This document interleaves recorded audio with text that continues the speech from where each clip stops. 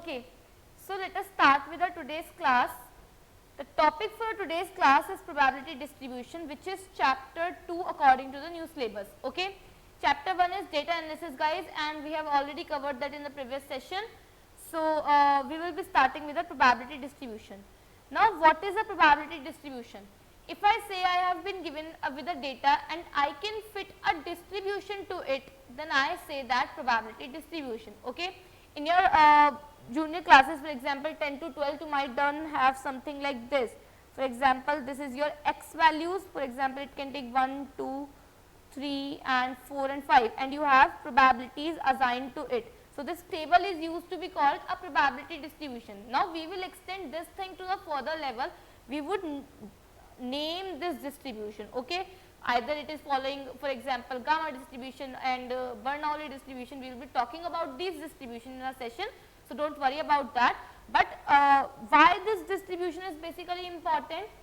It's because whenever we have to find the mean or variance or other dispersion or central tendency measures of our distribution of our data, then rather than using this intuitive approach or step by step approach, which is lengthy and involves a long calculation, we can say, okay, this is following, for example, this x distribution.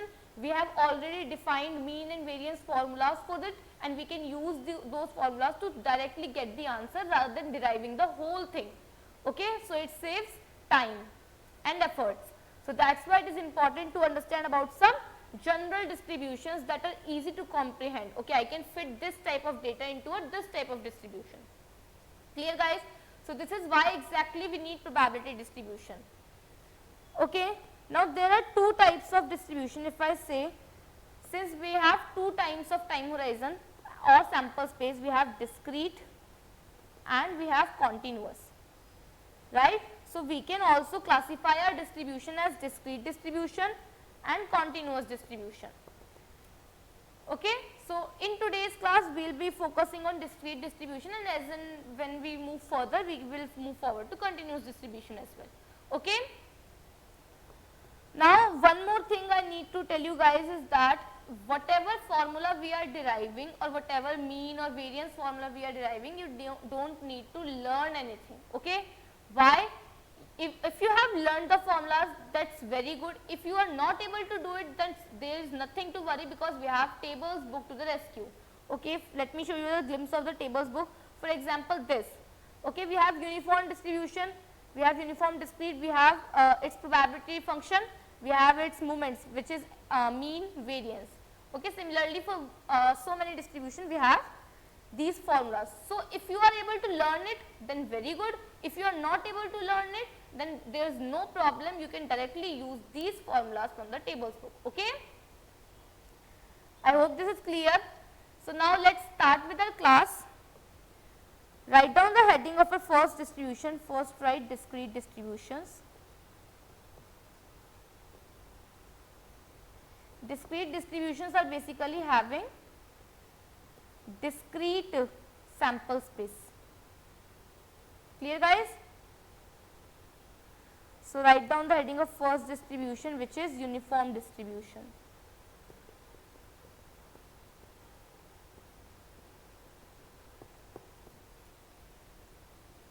Noted? So uniform distribution is basically, I'll come to the definition, but uniform distribution is the only distribution which is in both continuous and discrete time sample space. Okay, it is both a discrete distribution as well as we can define this into a continuous domain as well, and continuous distribution as well. Clear? Now if I talk about this uniform distribution, so this is the word uniform. Uniform means equal, right? So in this, each event is connected with an equal probability of occurrence. So if I say equal probability to each sample space, if I say, or event. Okay, so if I say I roll a die, so what can be my sample space? So now your first question should be, which type of die am I rolling? Am I rolling a fair die? Am I rolling in biased die or a biased die? So that should be a question. So if I say I am rolling an unbiased die or I say a fair die, so what is the probability of getting each number? For example, probability of getting 1 will be 1 by 6, similarly 2, 1 by 6. So each number from 1 to 6 will have the probability of 1 by 6, okay. Now similarly, if I say my sample space is from 1 to k, okay, so my probability of each element of sample space should be equal to 1 by k only, okay.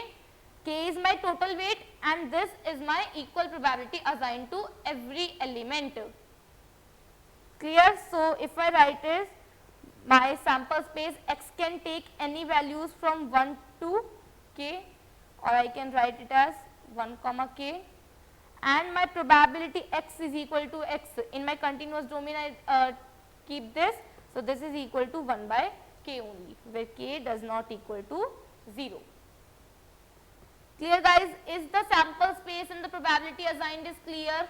The name itself suggests uniform. Uniform basically means equal, and that's why each event you can see has equal probability assigned to it, which is 1 divided by total number of weights.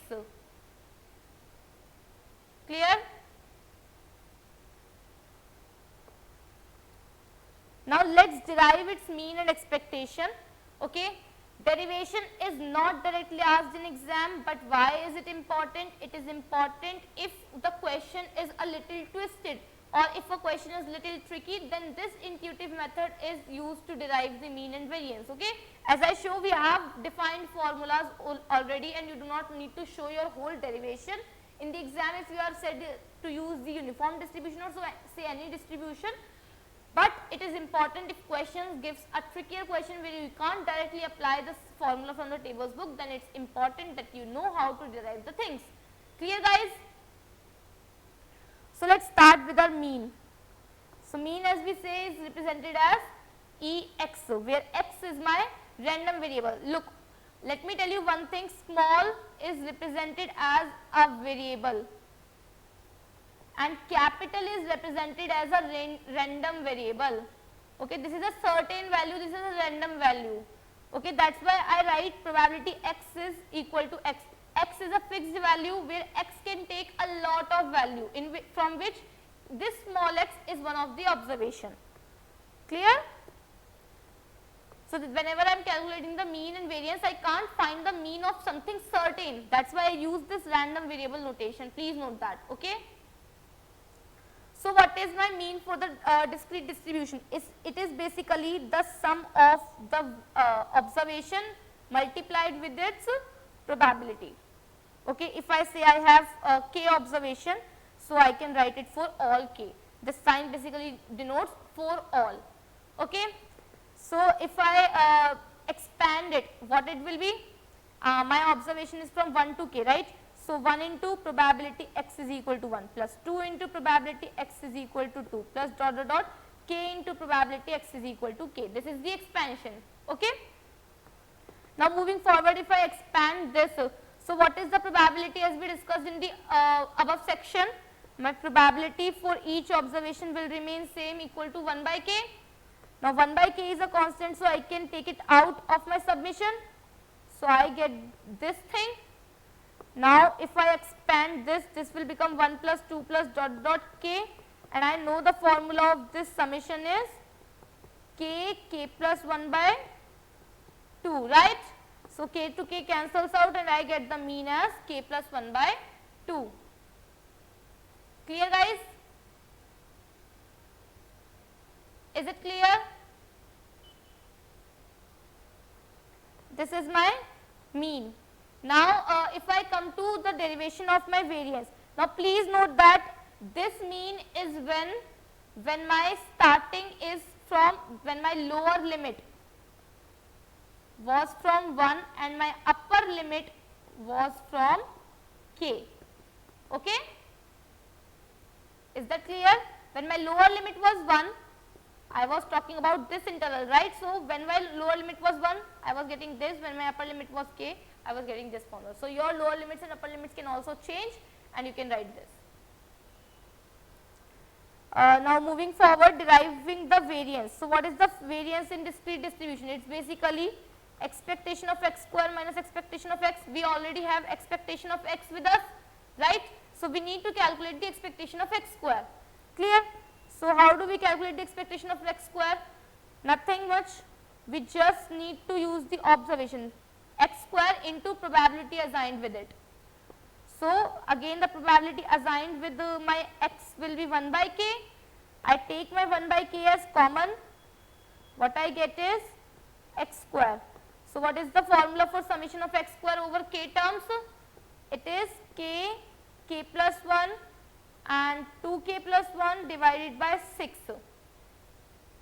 Clear? So I get my k to k cancels out, and I get my expectation of x square as k plus 1, 2k plus 1 divided by 6. Now putting in the formula, so variance of x will be this whole thing minus k plus 1 by 2's whole square. Okay? Now if I simplify this, what I will get is, I will get k plus 1 by 2, I take it as common. I am left with 2k plus 1 by 3 and k plus 1 by 2. Now furthermore simplification I get is 4k plus 2 minus 3k minus 3, and I have 6 in the denominator. Finally I get k minus 1. So this is k square minus 1 by 12, because k square minus 1 has the identity a square minus b square. Again this is when my interval is from 1 to k, and your interval can change. So your general interval can be a comma b. Okay? Is it clear guys? Give me a yes in the chat room if it is clear. Waiting for 30 seconds. Grasp everything. Again I am telling there is nothing to write, but if you want to write the derivations, please go for it. I am giving you 30 seconds, note it down and try deriving this thing at home yourself once, okay, so that you get a gist of it. Giving you 30 seconds and then we can start with another distribution.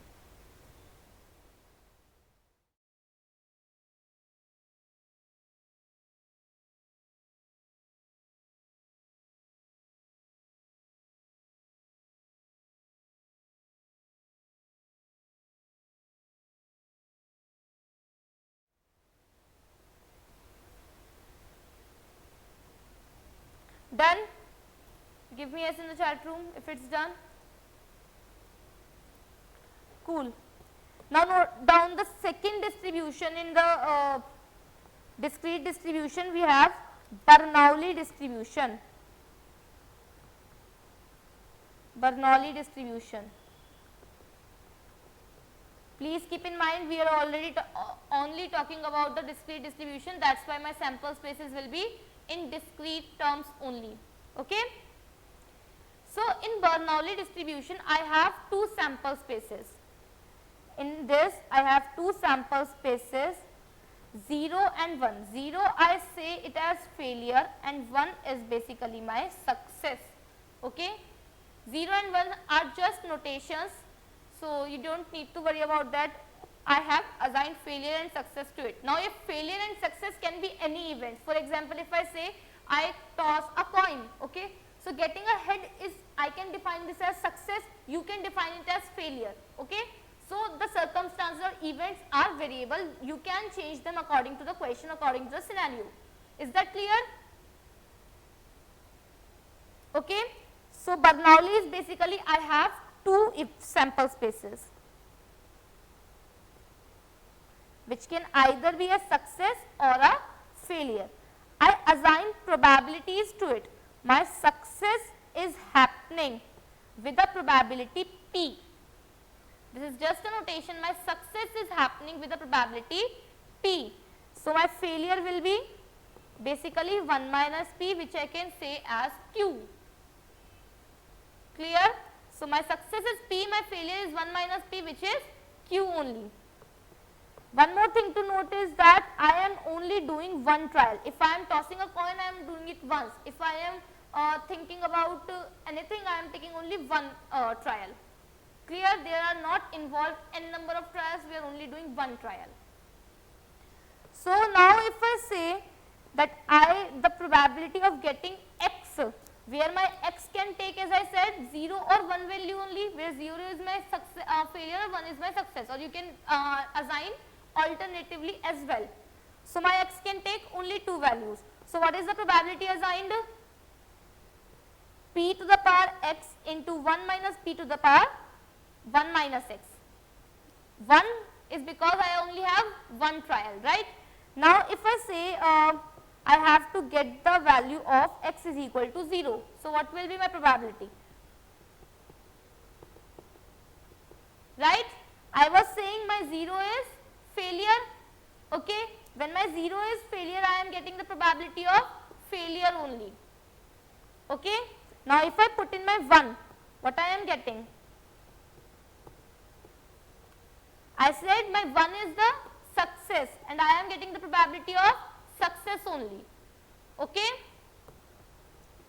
Now let me note that this distribution is not so important. Why? Because we are doing only one trial, and in reality we are doing more than one trial. Okay? If we are doing only one trial, that's very simple to guess the distribution and get the mean and variance, right? So why this is important, why this distribution is important, it's because to understand the next important distribution, that is, note down the third heading, binomial distribution.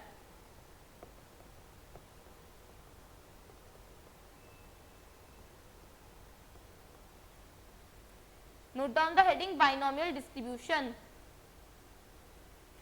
This is my general case of Bernoulli distribution.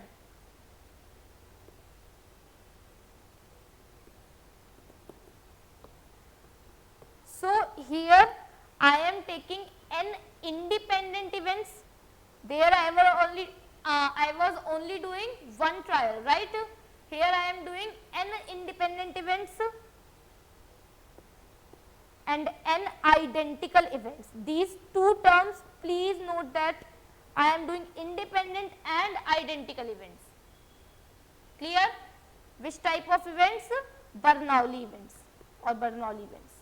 Okay, I am doing n Bernoulli events which are independent and identical in nature. For example, if I say I toss a coin, so I am tossing the same coin in the same way for n times. That's my binomial distribution. So if I define my random variable, let us understand the parameters of my random variable. So x is my capital X is my random variable. This follows which distribution? Binomial. So I can write in short as bin bin.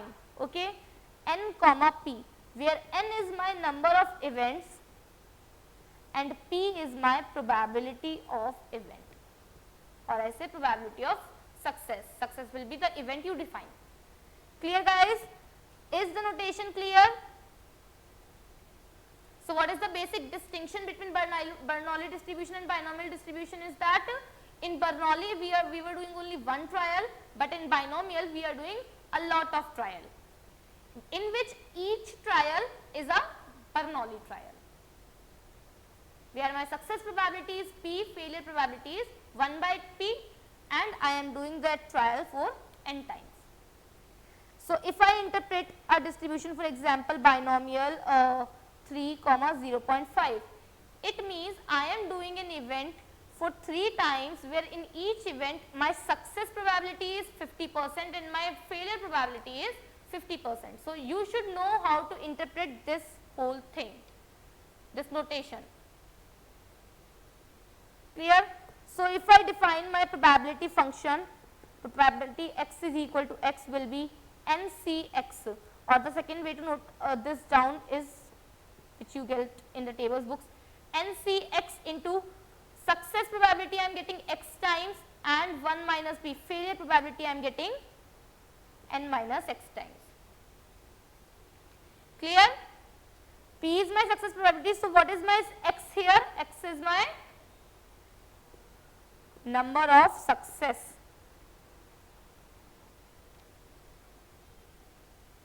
Clear guys?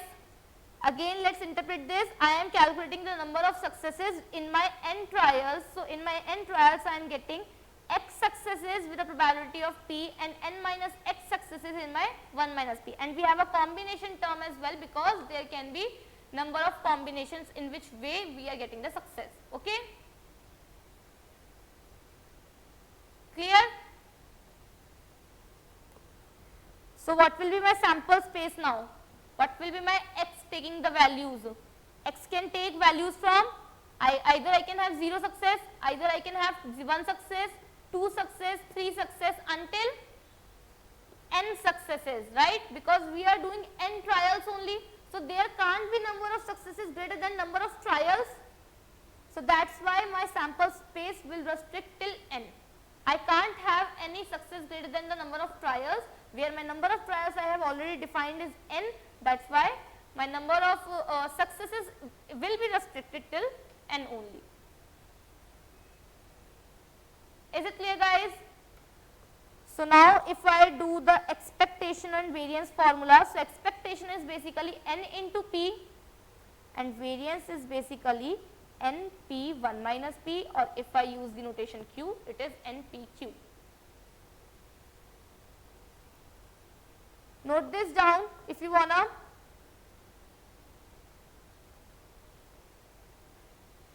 This is the binomial distribution, and then we will be doing a question with binomial distribution.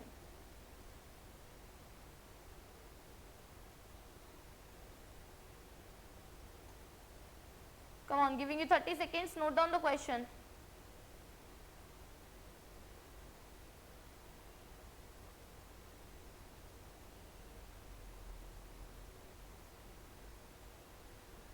Okay, now note down the question and I want answers in the chat box from you guys. Calculate the probability that at least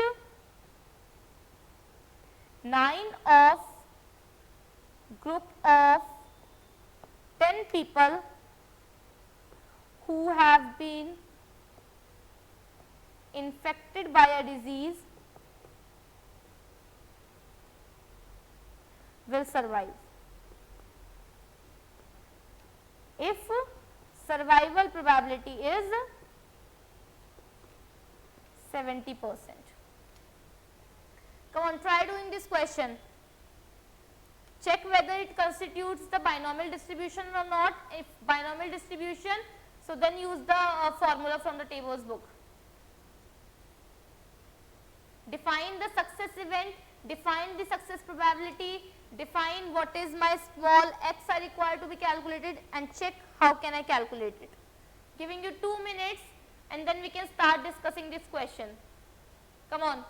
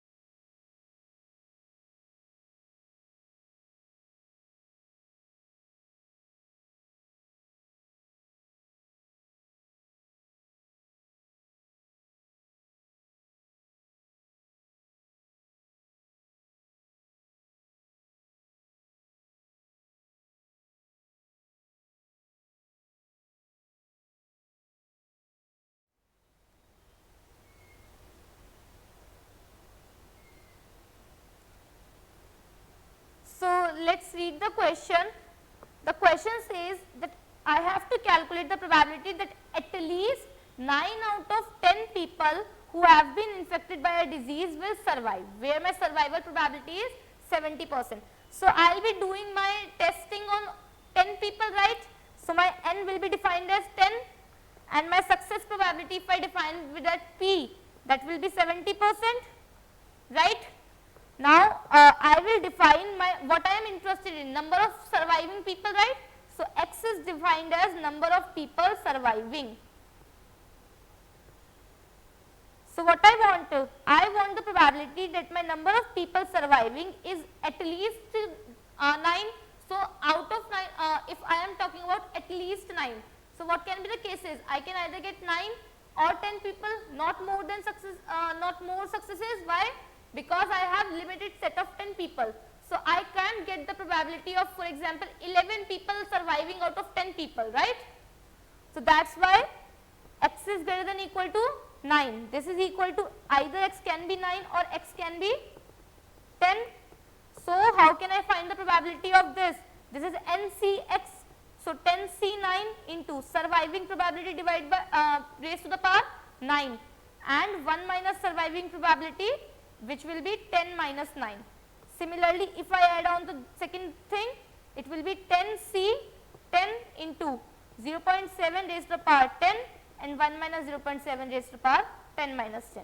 So, my simplified equation will be 10C9 into 0.7 to the power 9 into 0.3 plus 10C10 into 0.7 to the power 10. Now, if I calculate this using the calculator, I can do this as 1493. Is it clear? Is it clear, guys? How did we calculate the value of the probability distribution? Here I was given at least 9.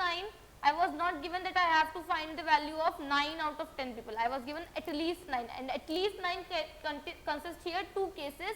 Either I can get 9 survivors or I can get 10 survivors. I can't get more than 10 survivors. Why? Because my sample size is limited to 10 people only, and I can't get number of successes more than my number of trials.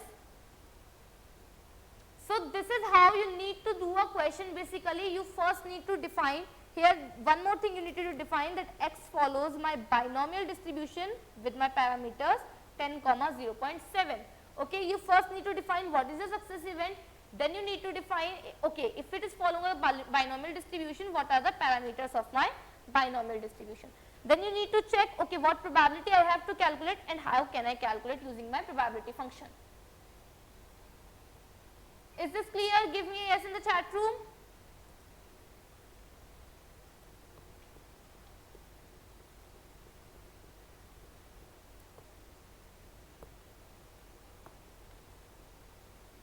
If this is clear, let us move forward to a fourth distribution, that is geometric distribution.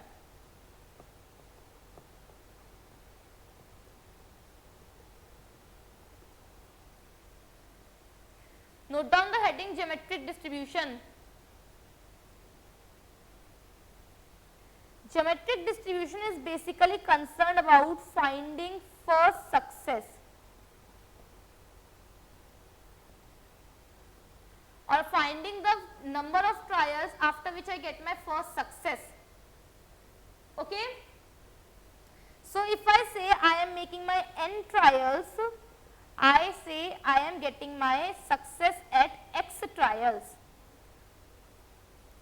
xth trial. Okay? Here you need to very much focus upon what is x, what is n. This often confuses when you get a descriptive question. This is a little difficult to identify, okay, what is my x, which distribution do I fit here. Students always face difficulty in this concept only, so please make sure you are making this base clear.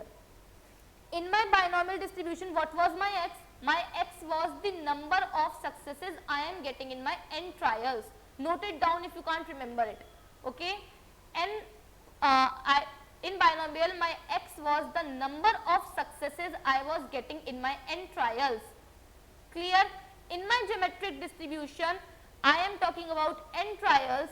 I am making n trials and I am getting the first success in my xth trial. trial. For example, if I am making 5 tosses of the coin and I said my head is the success, getting a head is a success. So I say okay, I get the first head in my 4th trial. So this becomes my x in the case of geometric distribution. Okay, it is the number of trial at which I get my first success. Clear guys? So what will I say? My probability x is equal to x will be what? What I am calculating? My first success, right? So I am getting my first success till x. I am saying till x. I have done n trials before which I have gotten my first success at x. Before this I have already done my x minus 1 trials. So I am getting x minus 1 failures. Then only I am getting my first success. Okay. So I can write I am getting 1 success and I am getting x minus 1 failures. So this is the probability distribution of getting the first success. Is it clear guys? I know a little difficult to understand. Let me repeat why this formula is that. For example, if I say I am doing 3 tosses and my first toss came tail, my second toss came tail, my third toss came head, and my success was head only. Okay. So what will be my probability? This is 1 by 2, this is 1 by 2 and this is again 1 minus 1 by 2. Okay.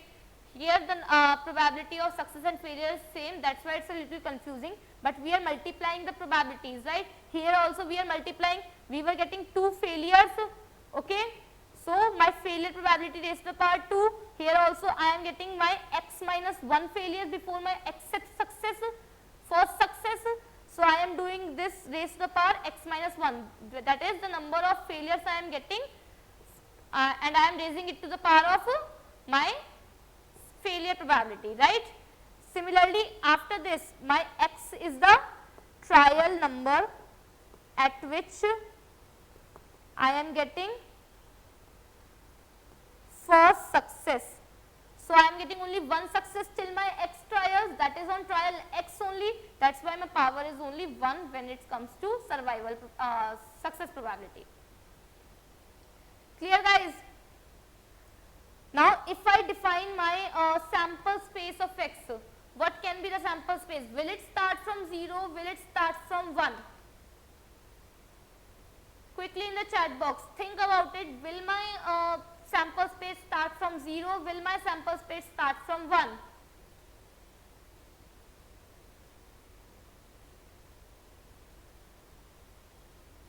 My sample space will start from 1 only, that is minimum of x should be equal to 1, it can't be 0. Why? I am saying I am getting my first success at xth trial, right. So can I get my first success in 0 number of trials? Can I get this? No, that is why I should have at least 1 trial to get 1 success. That is why my sample space will start from 1 and I am doing n trials. So it will go till, I am not doing n trials, I can do n trials, I can do more than n trials. Look, in this formula I have not defined anything x n, that is why my sample space can lead to infinity. I can do infinite number of trials and I have to define at which event, at which number of trial I am getting my first success. Clear? So you are concerned with at what moment you are getting the first success. No worries, we can do a question on that and then you can think about if you are able to get the gist of the distribution, okay.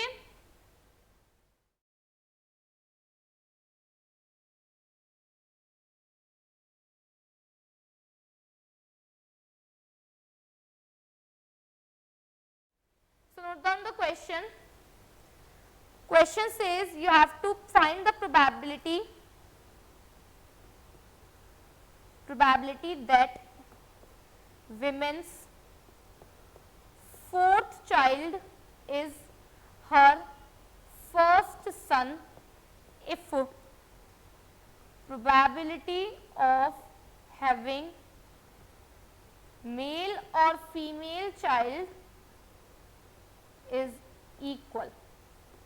Okay, find out the probability. Very simple question.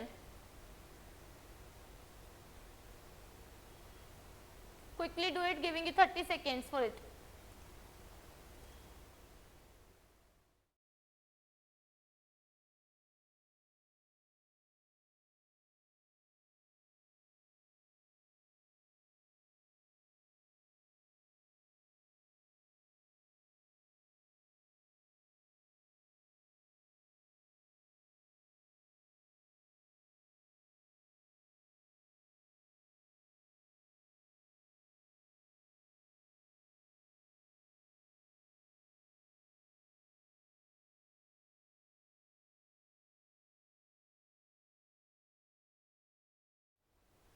Okay, so let's read this question. Probability that women's fourth child is her first son if probability of having male or female child is equal. So what is my success here according to the question? Getting a male child or getting a son which is a male child, right?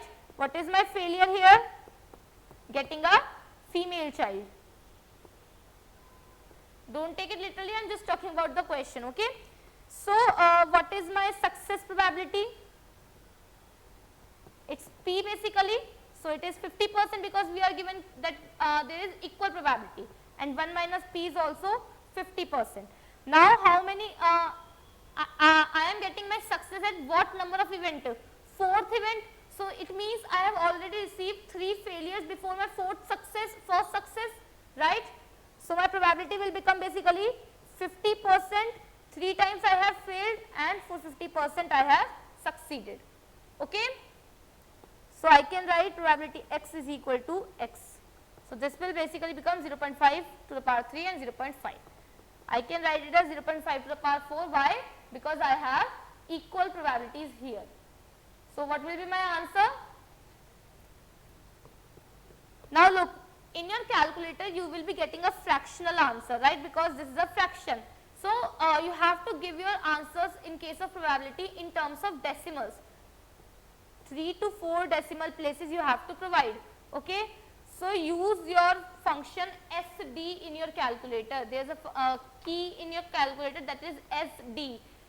To convert your fractional answer into decimals using this SD functionality, okay.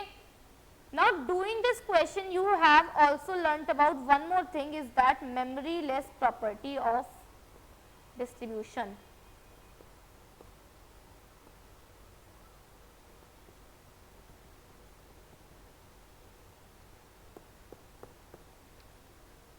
It is called the memoryless property of the distribution. So it means the information of not getting any success in the previous trials is irrelevant to us, okay.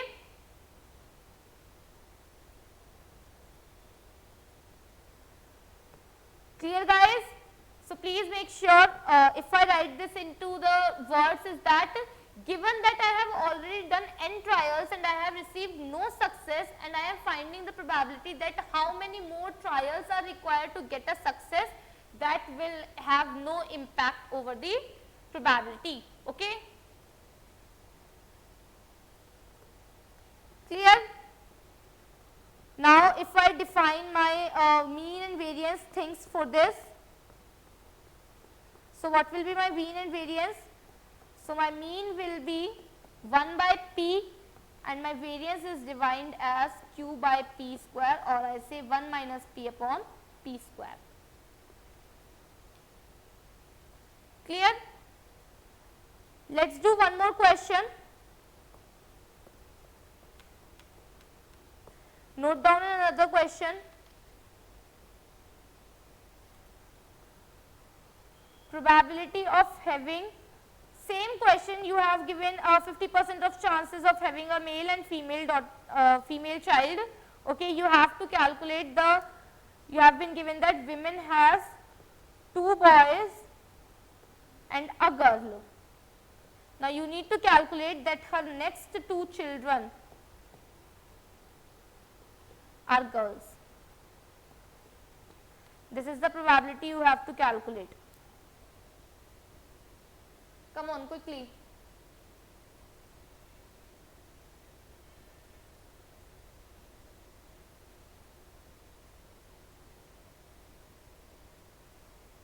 Now look, we have been said that okay, there are two boys and one girl, and you have to calculate, okay, how many, what is the probability that next two children are girls. So is this information making any relevance to your probability finding procedure in this part? No, I am asking about two children being girls. So my first children being girl has the probability of 1 by 2, my second child being girl is the probability of 1 by 2. So I simply get my probability 1 by 2 whole square, which is 0.25. So is this information of my past events making any sense to the future probability? No, this is basically called memoryless property. So you have also understood what is the application of memoryless property. Clear? So you do not need to consider the past events if your distribution is having a memoryless property. So here, due to memoryless property, the children she has so far are irrelevant information when it comes out to finding the probability of next two children being girl. Is this okay, guys? Now there is one more classification. We can classify a distribution of geometric distribution as type 1 and type 2. Type 1 geometric distribution, type 2 geometric distribution. What we understood in this section was type 1 distribution, where we model x as the trial of getting first success. So it means x minus 1 failures before first success.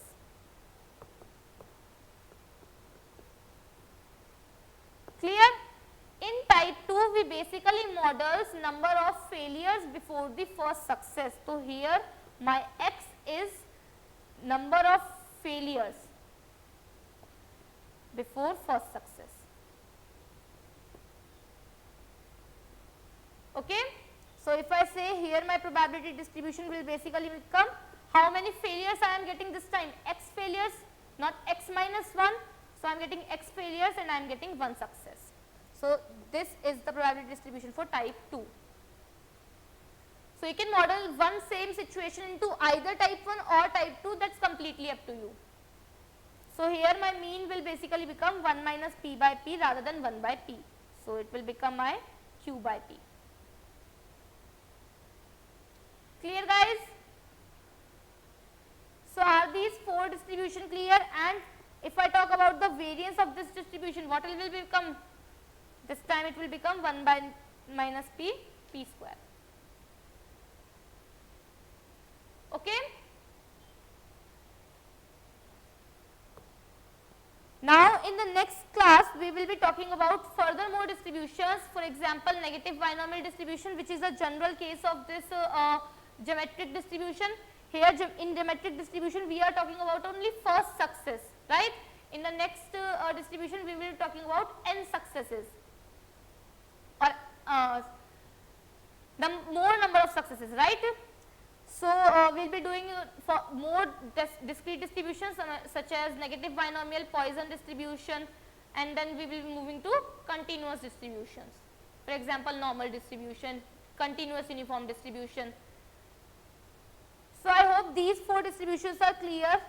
Please make sure at your home you are doing what are the parameters and what are the meaning or interpretations of these parameters, what these parameters denote, because basically the main confusion in these distribution is not the use of formulas, because we have already been given the tables book to use the formulas, but you have to fit a distribution. What my random variable is following should fit in what distribution and what should be my parameters. That is your basic concern and that you should be clear with. Okay? So let's wind up the class for today. Thank you guys. Have a nice day.